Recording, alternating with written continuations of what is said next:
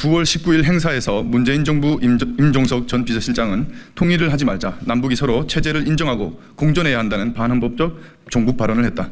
단 몇 마디로 대한민국 헌법 가치를 부정하고 북녘에 가족을 두고 있는 3만 4천여 명의 탈북민과 1천만 이산 가족의 가슴에 대못을 박았다. 이뿐인가? 분단의 아픔을 겪고 있는 대한민국이 지난 수십 년간 평화 통일을 위해 쏟아온 국가적 역량과 수많은 이들의 헌신을 모욕했고 2,600만 북한 주민의 인권 또한 외면했다. 이에 우리 3만 4천 탈북민들과 1천만 이상 가족은 임종석 전 비서실장의 발언을 강력히 규탄하며 대국민 사과를 요구한다. 첫째, 임종석 전 비서실장은 대한민국의 정체성과 가치를 훼손하는 망언을 했다. 임 전 실장은 대학 시절 민족해방 계열의 운동권 활동을 하며 북한의 주체사상을 옹호해왔다. 특히 1989년 임수경 씨의 방북을 주도하며 국가보안법 위반으로 수감된 이력은 그의 이념적 성향을 보여주는 대표적인 사례이다. 또한 임종석 전 실장이 기획하고 문재인 전 대통령이 추진한 한반도 평화 프로세스는 본질적으로 대한민국을 위한 것이 아니라 김정은을 위한 정책이었다고 할 수 있다.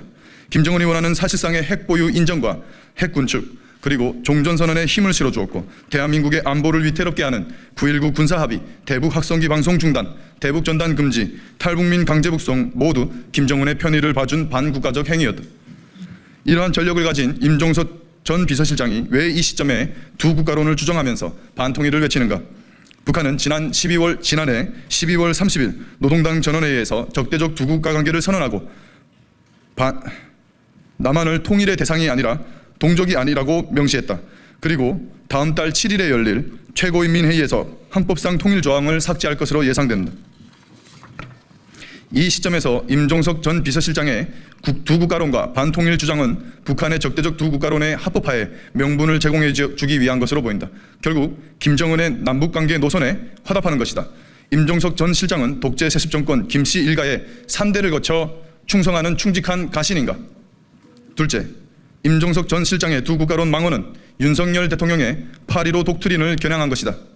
8.15 독트린상의 파격적이고 포용적인 통일론을 부정하고 두 국가론을 주장하여 김정은의 어려움을 덜어주려는 의도가 깔려있다.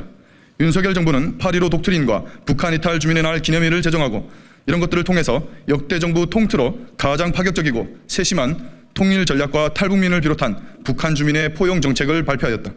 이는 적대적 두 국가론을 주장하는 북한 정권에게 치명타가 되며 북한 주민으로 하여금 진짜 반통일 세력은 김씨 일가라는 것을 깨닫게 할 것이기 때문이다.